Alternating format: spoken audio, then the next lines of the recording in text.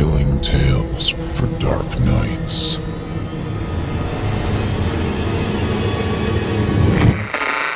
Want to make sure you never miss a Chilling Tales for Dark Nights video again?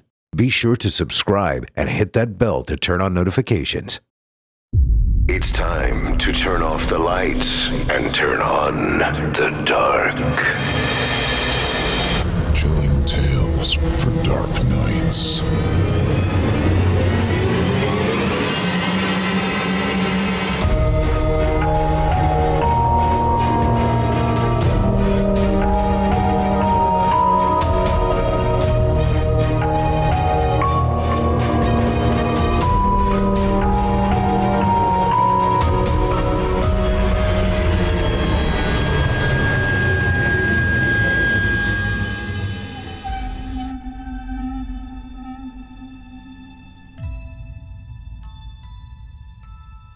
Good evening, listeners, and welcome to Chilling Tales for Dark Nights. I'm your host, Steve Taylor. Tonight's story begins with a question you've probably asked yourself at least once. Whether you were staring at a flickering screen or standing under a strange sky, is any of this real? But before we dive in, we're excited to let you know that tonight's tale comes from When Reality Tears, terrifying tales of horror, science fiction, and the supernatural. An all-new collection by Ross Tyson, available now for pre-order on Amazon. It's set to release on August 1st, and trust me, you're going to want to stick around after the story for more details. This is one of the most chilling, imaginative anthologies we've read in a long time. If you're new to the show, welcome. We release brand new horror every week, so make sure you're following us on Spotify, subscribed on YouTube, and dropping us a 5-star review on Apple Podcasts or wherever your nightmares are downloaded. Your support keeps the darkness alive.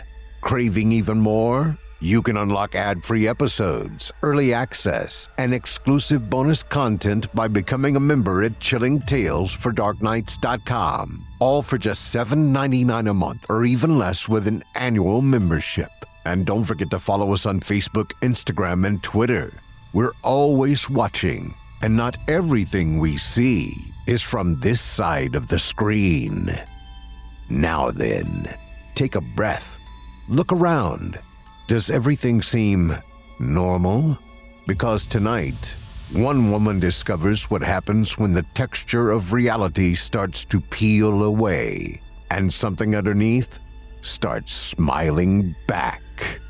This is not a game. Our story tonight follows Helen, a woman surviving on the margins of New York City, homeless, hardened, and unnoticed. But when she selflessly pushes a stranger out of harm's way, she doesn't just save a life. She disappears from our reality entirely, reawakening in a hollowed-out, low-resolution replica of her city, a place with painted-on skies, cardboard streets, and one glitching creature with a child's face that just keeps saying, hello. This one blends digital horror, metaphysical terror, and street-level survival into a story that's equal parts glitchcore and gut punch. Narrated tonight by Katie Otten and featuring the eerie talents of Kevin Barbare, this is Strays, written by Ross Tyson. We're not first. By that I mean we're not the first attempt at human life. At least that's what I'm putting together. If you're going to listen to my crackpot theory, though, you're going to have to hear the backstory. My name is Helen. I'm 30, unhoused, and scraping by on the streets of NYC. Despite what you might think of this, I'm in a sane mind and have others to corroborate what happened, or at least some of it. A few of the others I was living around and I were going to a nearby soup kitchen, hoping for at least a warm meal. I don't think I've actually eaten real food and not just scraps in 3 days at this point. But that's the least of my concerns after this morning. We were on our way, getting ready to cross the street, when a car came speeding through, whipping around another at the stoplight. I'm not really sure why I reacted how I did. There was a girl in front of me that I'd just met, Phoebe. She was younger, down on her luck, but a really talented artist. She just needed to find some sense of stability, you know? That's hard these days. The car was heading straight for her on the crosswalk. No way it was going to slow down or even try to. I just jumped forward, pushing her out of the way and taking the full force of the sedan barreling toward me. At least, I should have felt the full force. Instead, it just kind of knocked me back onto the pavement. It still hurts, but more like when you run into a pole or something when you're not paying attention. Here I thought it must have stopped or slammed on the brakes, except when I finally opened my eyes and overcame the daze of the hit, the street was suddenly empty. I mean, totally empty. Not a person, vehicle, or even animal in sight. There are 5 pigeons for every square foot of this damn city. Yet at this moment, everything was silent and still. Then the humming started. It was low, reminding me of the old giant TV that my grandma kept in her living room. That sound of low, static humming when a channel was on with nothing to watch. Eventually, I picked myself up, not quite sure how long I was lying there, though. Opening my eyes made me think I was officially dead, though, or had some major brain damage. I'm going to describe it as best I can, but bear with me if it sounds a little odd. Everything was the same, geography-wise, with the familiar layout of the city I grew up in. Except it was, I don't know, low-res? It reminded me of when I screwed up a Grand Theft Auto game and glitched everything else out. The empty world was more angled than real life, with fewer curves and more edges on everything. It wasn't until I was actually trying to get up that I started to feel the ground under me. It was smooth, a slight static just breaths away from the surface. The asphalt looked as if it was painted on, giving the appearance of poured concrete. In reality, it was just like a smooth marble surface, cool to the touch, too. As I stood, the rest of the world came into focus, and I could see that the buildings looked much the same. The windows and doors looked as if they had been crudely textured over. Everything reminded me of an old PlayStation 1 game. Looking around, but how the hell was I inside it? I don't know. The sky above looked fake, too, with clouds painted on with angled powers. Just looking up started to make my vertigo go crazy, though.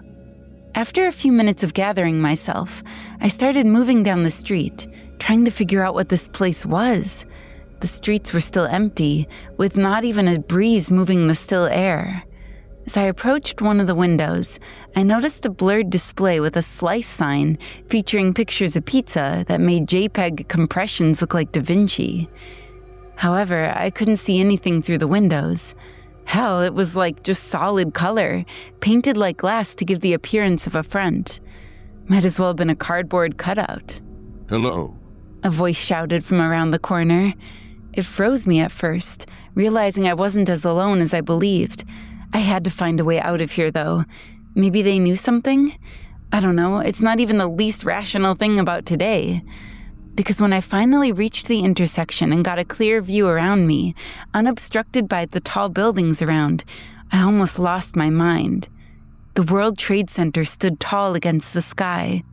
Not with much detail on it, but the Twin Towers were punching into the sky for the first time since I was a kid. The world grew louder, my mind racing, trying to find some comprehension of what I was seeing. God, I just wanted to get a hot meal, and now I'm in a pre-Y2K hell, with no idea how to get the hell out of this place. I almost resigned myself to death at this point, because everything was so overwhelming. Then the voice came again, a small hello, this time from behind me. Everything in my body screamed not to turn.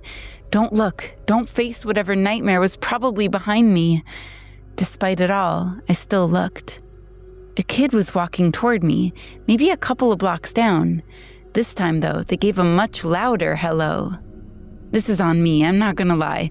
I grew up homeless for a lot of my childhood, so I've got a soft spot for kids who need help. That was almost the end of me.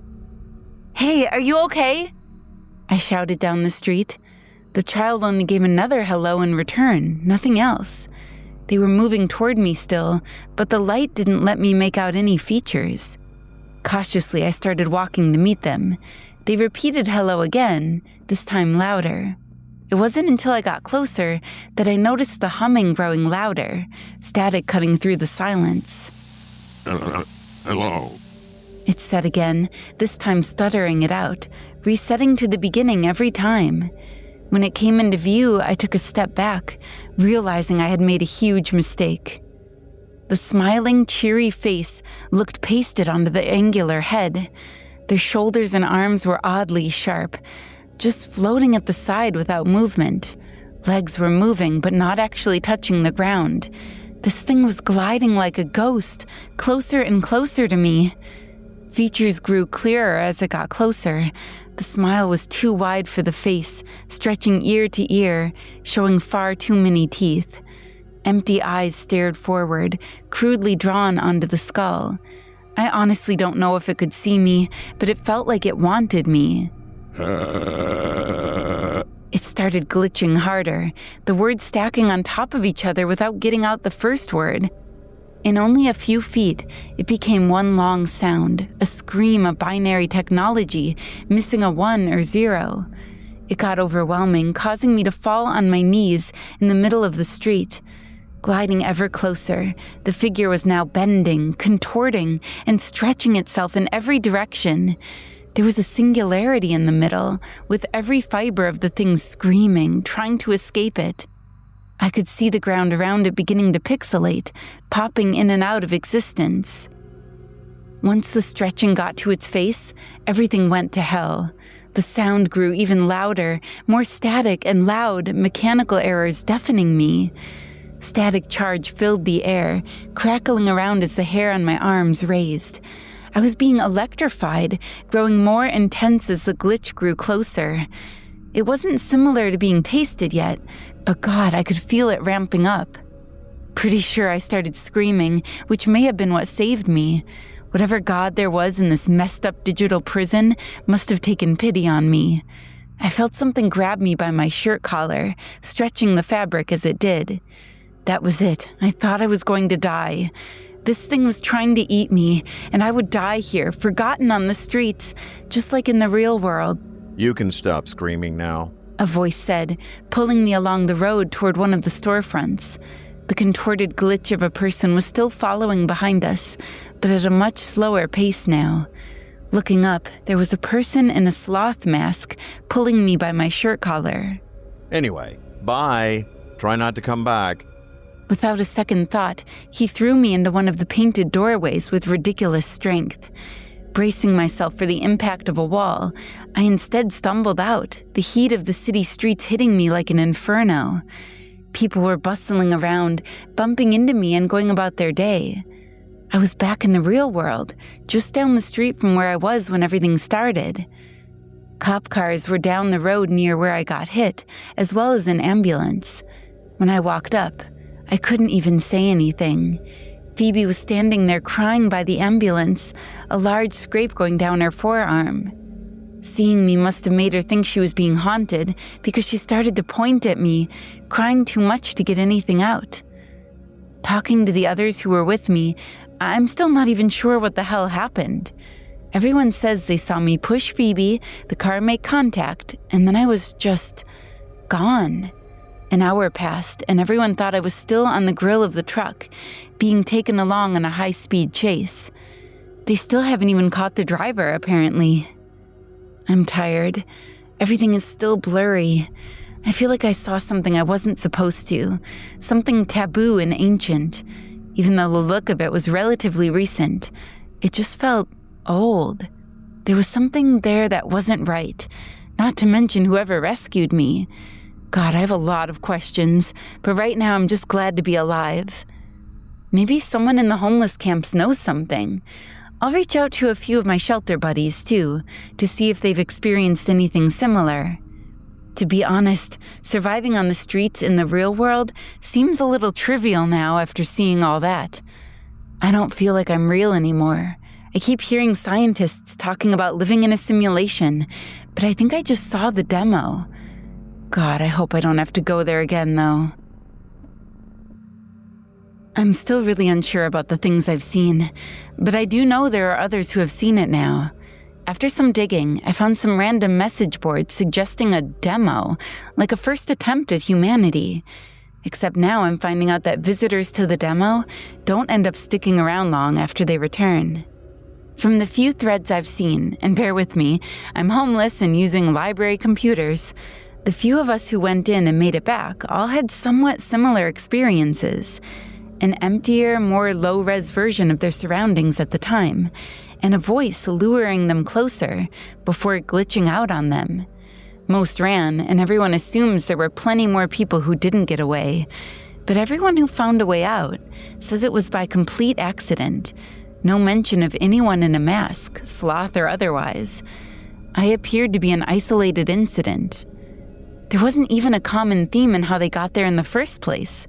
Things were seemingly at random, whether it was just a random doorway while urban exploring, or just being in the wrong place at the wrong time. One person described their experience of just falling through the floor one day, emerging in the demo version of their school. I couldn't find any correlation, even among the small handful of people who had shared their stories.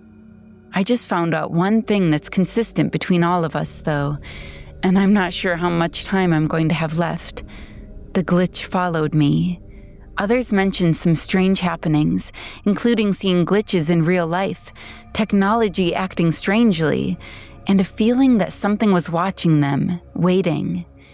I've felt that since the first encounter just a few days ago, but I feel like my heart is still racing. Mechanical, constant screams echo in my head, static building on my skin, like wearing a fleece coat fresh from a dryer, except not comforting at all, leaving me with cold sweats. I stayed in the library overnight to avoid the rain and damp outside. I hadn't been myself the past couple of days, pushing everyone away who tried to check on me. EMS told me I was a damn hero for pushing Phoebe out of the way. But why do I feel as if I'm being hunted? I did a good deed, right? That deserves some sort of reward, you would think, not a curse. Everything settled in the library around midnight or so, with workers, librarians, and janitors finishing up their duties. Years of experience taught me where to hide and avoid anyone checking around, though the janitor was extra thorough tonight for some reason. Must be an event or something tomorrow. I curled up on one of the couches set aside for reading, nestled in one of the back corners where a small light cast shadows. It was comforting, one of the only places I've ever known that felt like home. Guess that's why I finally ended up drifting off to sleep, but it was only minutes before things got weird. A loud series of thumps from a few aisles down, books hitting the floor in quick succession. Pages were turning like a hurricane was blowing right through, threatening to tear them apart. In the shadows, I could see the shelf wavering, ready to topple over at the force before a figure emerged, gliding from the aisle like a damn ghost. It turned, looking toward me.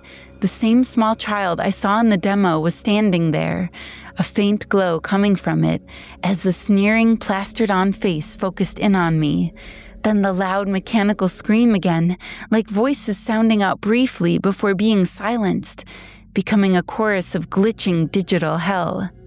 My reaction time was much better, maybe because I knew where I was, or because I didn't have the initial shock at whatever this damn thing was. When the glitch started moving toward me, bending and stretching like gravity was tearing it apart at the seams, I took off down another aisle.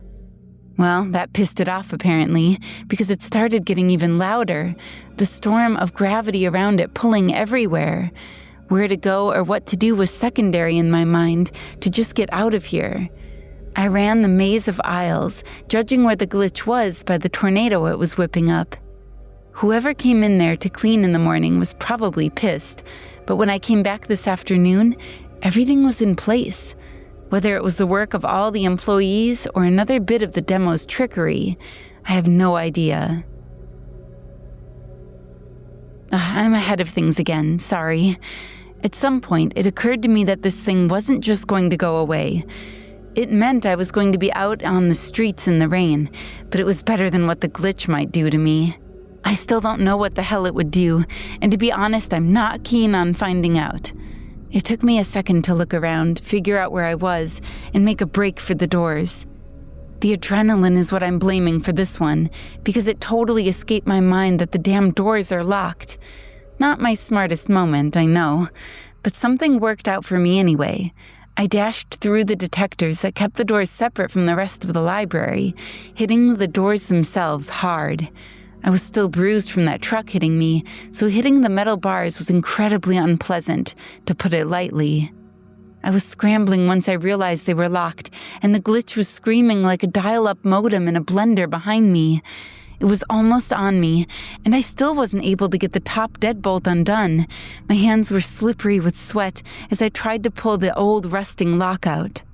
The glitch charged at me then, mouth wide and a smile that looked like it was going to chomp down on me. I hit the detectors set up to prevent weapons from being brought in, suddenly compressing down to a small singularity as the parts of it stretching in every direction were absorbed, infinitely folding itself into oblivion before it could pass through the other side. Wasn't stopping me from getting the hell out of there, though. I finally fumbled the deadbolt open and burst through the doors faster than the devil running from a church. I ran maybe 4 blocks before I finally stopped to catch my breath, a few other pedestrians on the streets giving me an odd look. Found an alley to curl up that was somewhat dry. It wasn't easy to fall asleep, though, with me on constant high alert, thinking it could appear again at any point, not to mention my mind running marathons, trying to figure out what made it disappear. I'm hoping I can figure it out to keep myself alive at least. God, I've been just surviving for so long that I kind of forgot what it was like to actually be relieved to be alive. Thinking about it, writing it all out now, when it hit the metal detectors, it was almost instantly done for. Whether it killed it or just sent it back to the demo is a whole other thing entirely, but there's something there. Oh, God, magnets! Holy hell, why didn't that click earlier? They're digital. Everything looked like it was from old digital media discs. I still remember when my dad got mad at me as a kid and decided a punishment was taking my copy of Final Fantasy VII to a refrigerator magnet. Still never got the final disc after all this time, but I guess he got karma since he died a few weeks later. Maybe you shouldn't have drunk and driven, Robert. Sorry, little trauma dumping. I ended up falling asleep in the alley until about noon, when it became too uncomfortable. The sun was hitting the trash back there just right to really bake some old dairy. Made my way back to the library to scour the internet more. Maybe I'd find some answers and write all this up. I think I need to find the sloth. He definitely wasn't a part of that world, with much more clearly human features, even just by his build. Until then, I'm going to see if I can swipe a few magnets from the library desk. If anything, I might be able to find the stuff to make a small electromagnet. Maybe I can find something lying around the trash. Until then, I'm definitely not sleeping here, so I guess it's back out on the street along with all the other strays. It's been a rough day. I mean, rough. Let's dive in. I found Sloth. It wasn't how I would have wanted to do it, though. Instead, things went a little rough. I found my way back to the demo, or at least the demo found its way back to me. Let's see, so things were pretty chill the rest of the day after I made the last update. I swiped some magnets from the desk at the library and tied them around a small bar I found in an alley. That way, if the glitch managed to come back for me, I had it ready to go, giving it a good whack and taking it out. If only the plans went right. I don't know where it came from or how it found me, but I was trying to sleep in an alleyway last night. Figured it would be safe there, not much tech around to worry about anything. I have a stupid theory that it came out of the computers at the library, but I have no idea if that's how it works. Feels like I had just drifted off, sleep finally overtaking me despite trying to stay alert. The sounds of the city around me were loud, but I've been able to tune them out for years.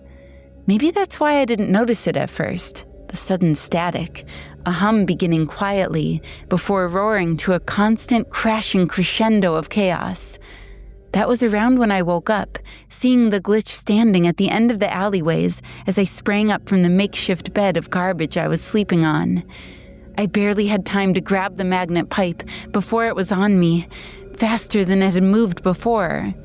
Closing my eyes, I gave the hardest swing I could toward it, hoping it was enough.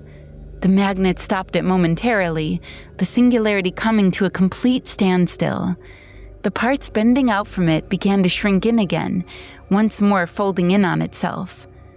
If it managed to grab me, or if it was just the force of it disappearing, somehow it took me along, screaming for my damn life. My eyes weren't closed, but all I could see for a moment was darkness, before dropping into a blinding white light. When it finally faded, I could see I was in the alleyway, stripped of any of the clutter. Walls looked painted on, with fire escapes simply drawn on top of them without structure. For a minute, I was losing my mind, wondering how in the hell I got back here again. Then the glitch started screaming again, louder this time. The glitch was obviously feeling some hurt from the magnet, but at this point, it was starting to become something different. The painted-on face stayed the same, grinning malevolently, with empty white eyes wide open to see everything. The body was bending and morphing more, though. I was barely able to catch myself before the magnet pipe was torn from my hands, hitting a wall. When it impacted, the magnets left pixelation briefly before it was covered by the texture again, briefly popping out of existence first. The only option I had was to make a break for it and hope for the best. Ducking around the glitch, heart pounding, I ran out of the alleyway into the street, hoping to whatever God made this place that the layout was still the same as the city I knew. Made the classic mistake while I was running and looked behind me to see if it was following. Yeah, stupid me. It wasn't the same glitch that had been hunting me.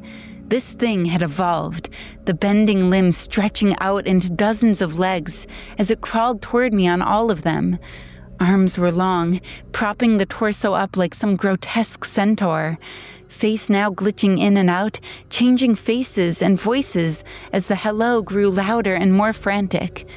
Thankfully, despite the appearance of it just gliding along, it must not have been used to the new movement style. Either that or it was just a major downgrade on speed in return for becoming a nightmare. By the time I got a few blocks down, I was out of breath.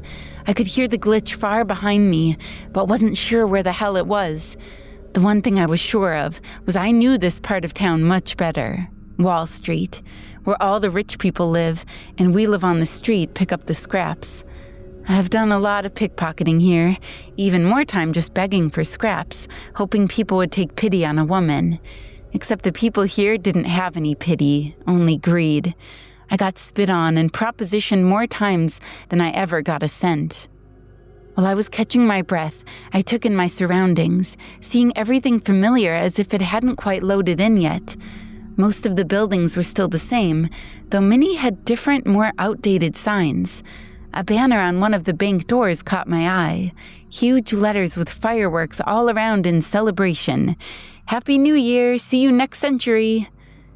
Memories snapped back into place for me, suddenly, clearly, with a force that would put that truck the other day to shame. I still remember begging out here that night. Dad kicked me out again, not for the first time. A 7-year-old on the streets alone. I did what I could to try to eat. Always heard that Wall Street was where anyone could make money, so I made my way there, thinking I could earn a few dollars for a Happy Meal or something. I was 7, cut me some slack. I learned how things work pretty fast after that. It was raining, New Year's Eve, 1999. I was huddled under a little awning, one right across the street from me right then, actually. I remember a man walking up, showing the first hint of kindness I had seen in the 7 hours I had been there. That same banner that was blurry and pasted on in the demo was right there. "Are you alone, son?" Those were the first words he asked me. When I nodded, all he said was, "Well, I could buy you some food if you'd like to play." I was hungry, but even 7-year-old me had alarm bells. I ran as fast as I could, though I don't think he even tried to follow me. He was older, balding, and wearing a freshly pressed suit. considering the cigar stink radiating off of him, I'm assuming he wasn't much of a runner. Sorry, still dealing with a lot of these memories coming back. I've been running from problems for a long time, you know? My mom died when I was still a baby. Dad apparently realized pretty early on that I wasn't going to be the pro-athlete son he always wanted. Don't think I've ever spoken to him since I was 12, so God knows how he would react seeing I'm not his son anymore. Hell, as far as he's concerned, I probably never was anyway. The glitch roaring jerked me back to my senses, getting closer to a much faster rate than when I had left it. I looked back and realized why. It was growing larger. The number of legs filled the entire street now, with faces changing even faster on its head. The same terrifying smile was always there, but the teeth and inside kept changing, taking on different textures and colors, from sharp teeth to just a blue void. The eyes remained solid white, while the entire skull kept stretching and growing, enlarging the pasted-on face so it looked even more grotesque. It was close, closer than I wanted it to be. I don't know when I even started screaming, but at least I was trying to find somewhere to get away. The doorway of a bank nearby caught my eye, appearing different than the others, almost completely white. I swear it wasn't that way a few minutes before, but I was also having a pretty bad flashback, so my mind is pretty messy. I swear I ran faster than I ever had, going for the door with every fiber of energy I had left in me. When I tell you I was nowhere near prepared for what was next, I mean it. I thought my life was about to end here, forgotten. Nobody in the real world would care anyway. I was a stray, one of millions of Americans living on the bottom, just scraping by. Not a single person would go looking for me. I hit the doorway with all my might, hoping to bust the door open. Instead, it busted me. I was knocked back hard, thrown across the street right on my ass. A little luck had my back, though, sort of. At least the pavement wasn't actually pavement, just a slick sheet of hard static with the look of a paved street painted on. I slid across over the painted curb and into the wall. I was a little dazed after that. It hurt. I think I may have hit my head at one point. When I opened my eyes, though, the glitch was screaming closer, ready to bear down on me. Everything hurt, and I tried to force myself up to run, but the strength just wasn't there. I was so dizzy, I could barely tell up from down. I don't know what bounced me, but it hit me hard enough to completely scramble my brain for a good minute. Over the screaming, I heard another voice, this time a little familiar. What in the hell are you doing here? He said. Didn't I throw you back on, Monday? Wasn't it Monday? The sloth was walking up, quickly slipping the mask down over his head while looking at another figure standing alongside him. This one was tall, lean, but muscled, dressed in all black with a raven mask over his face. How the hell should I know? Who is this? The raven asked Sloth, gesturing with a hand toward me. I thought living people couldn't get in here. Did you let her in? The screaming of the glitch grew louder, only a couple of blocks down the street now. Its growth seemed slowed down, with fewer legs growing from the torso. The face was still changing, more rapidly, while sometimes blinking completely out of existence, leaving an empty black void where it was. All I could do was point to it and scream for help as it got closer. Oh, crap. I've never seen one like that. Have you? That looks mean. Sloth remarked, turning to look at the glitch as it moved closer. Raven stepped forward, raising a hand in front of him and centering it on the creature.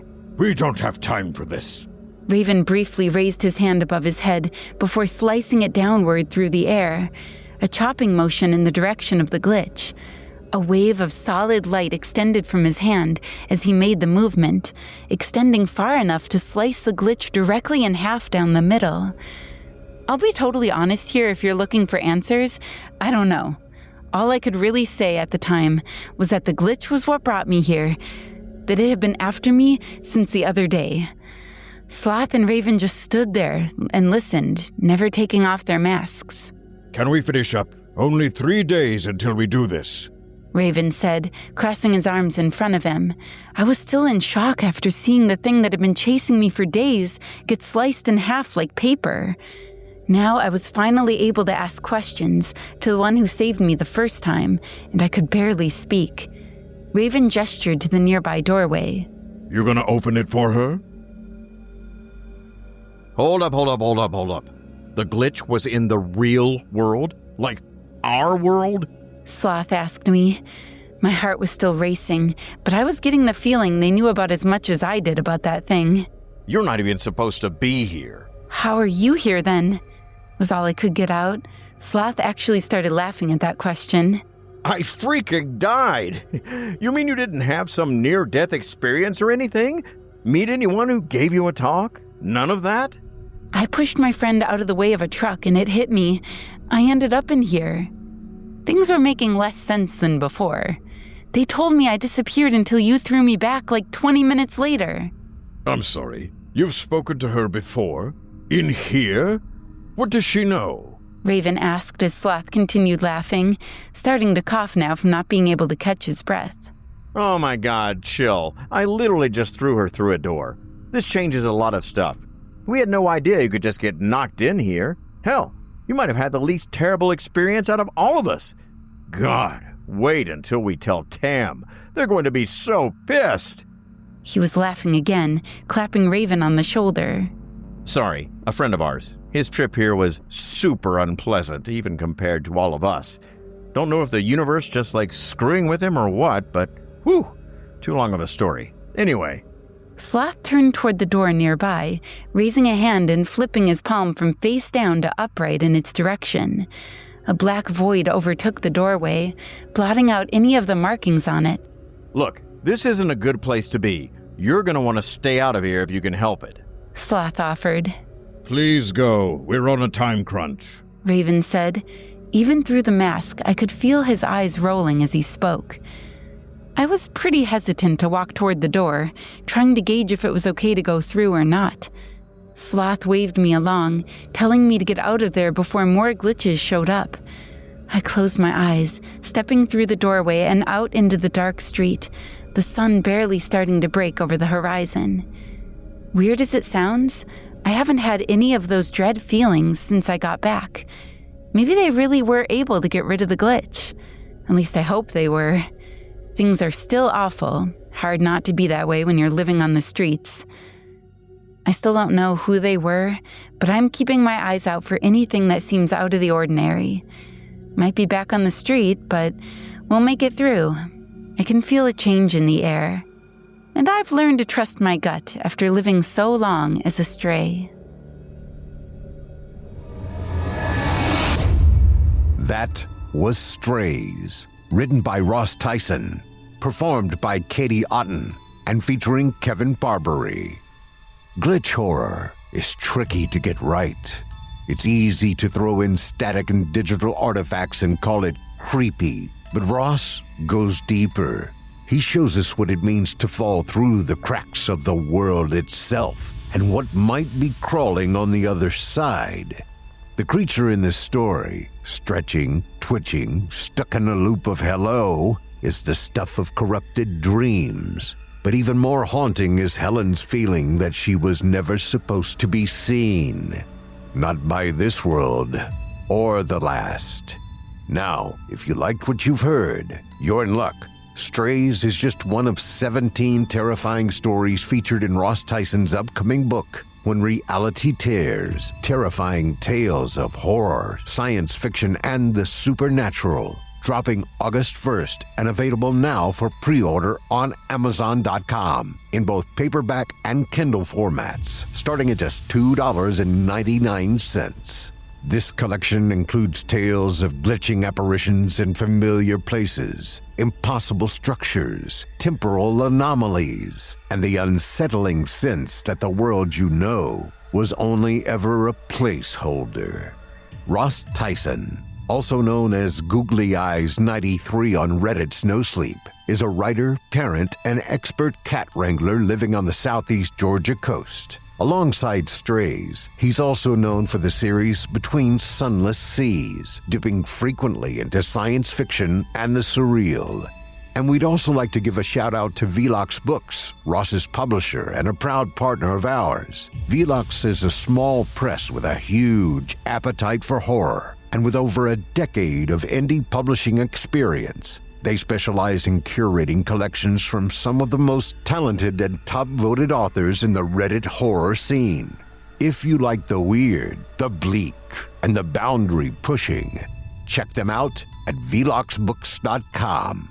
Support indie horror, support indie horror authors, and remember, when reality starts glitching, sometimes the only way out is through.